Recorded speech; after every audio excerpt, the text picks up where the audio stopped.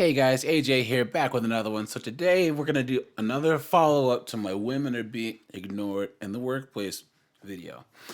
And this kind of series, now that it's turning into, is basically talking about the whole metoo movement and how men at work now, and they are just not dealing with women anymore. It's too risky. You know, all it takes is one look, one wrong word or whatever, and you're out on your butt. You know, and how they just seem to think that men protecting themselves is somehow oppressing women further, and it's absolute clown world. But before we do that, guys, please remember to like, subscribe, drop a comment. It really helps to keep this channel going. So we have an op-ed here called "Men Scared of Working with Women Post M2 Could Be Breaking the Law," because of course us men looking out for ourselves is always seen as a bad thing. So let's just see what they have to say. And this is from NBC, so this is national too. So let's just see the foolishness, guys, because all it is shaming language and basically blaming men for everything as usual, right? Let's go.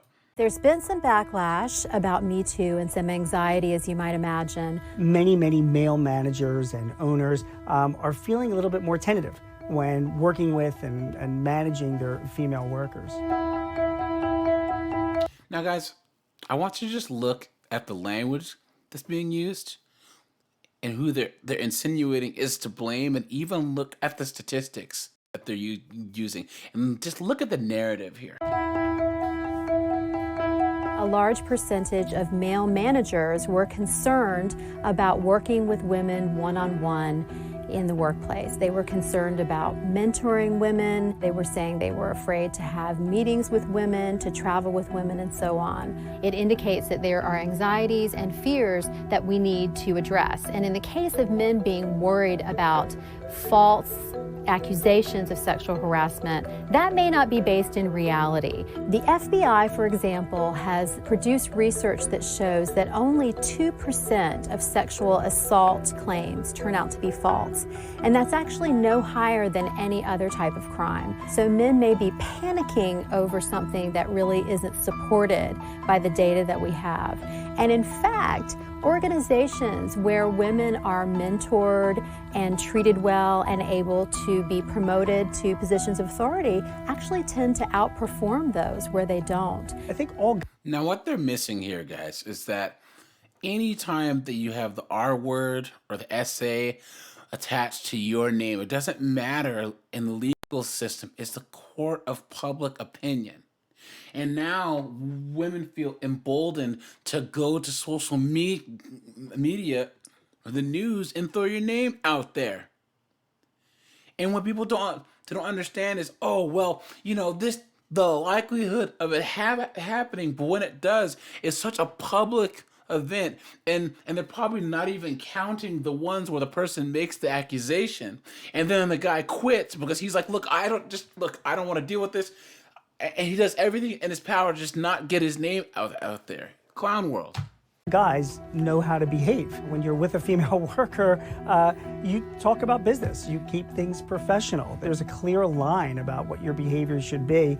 And in fact, the behavior that you have around female workers really shouldn't be any different than the behavior that you have around male workers. Isn't that funny that he said guys know how to behave, and yet there was the M2 movement anyways?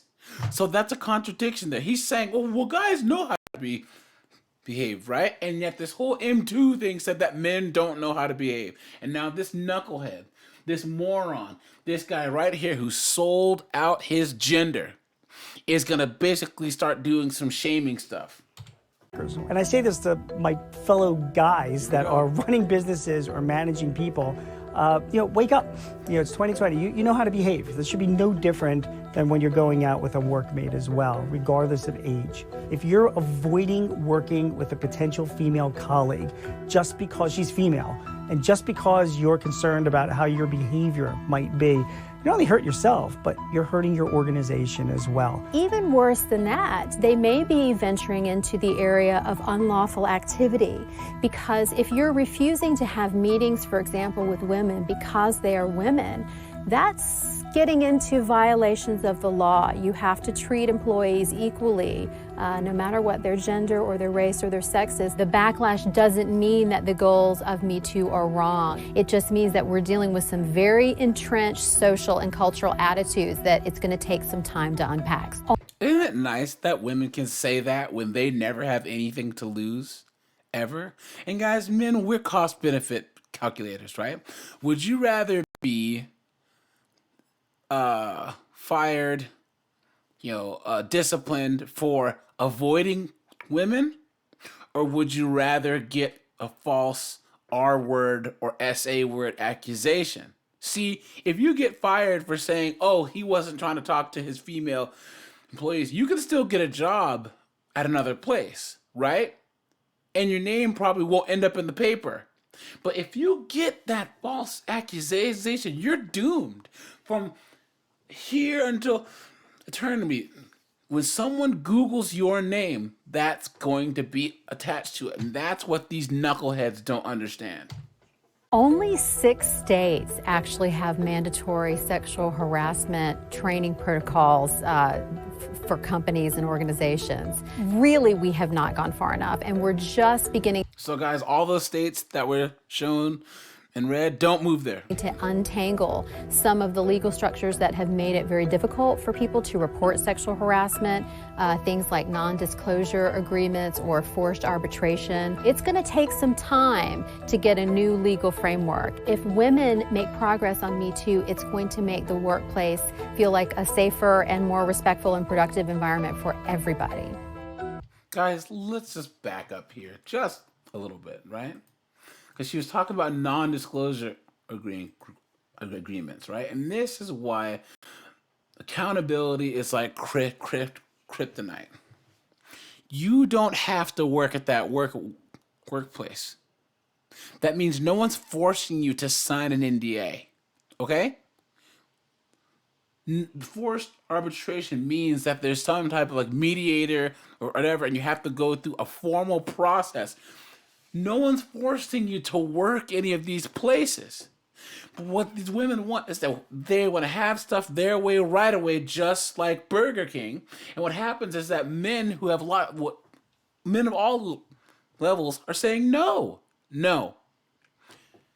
There's too much going on that other end. There's too much power because of people going public. And there's too much risk that I'm just not going to deal with it. And now they want to dictate how we deal with this. Guys, this is complete and total foolishness. And I guarantee whoever these knuckleheads are doing this, they're probably part of some woke organization, that does some type of she said that only 6 states have harassment training. I guarantee they're the ones who do this training.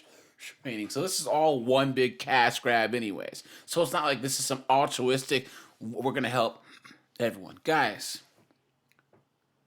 don't do what they say here. No happy hours.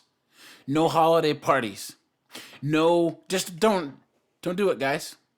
Do your work, keep your head down, go home. That's it.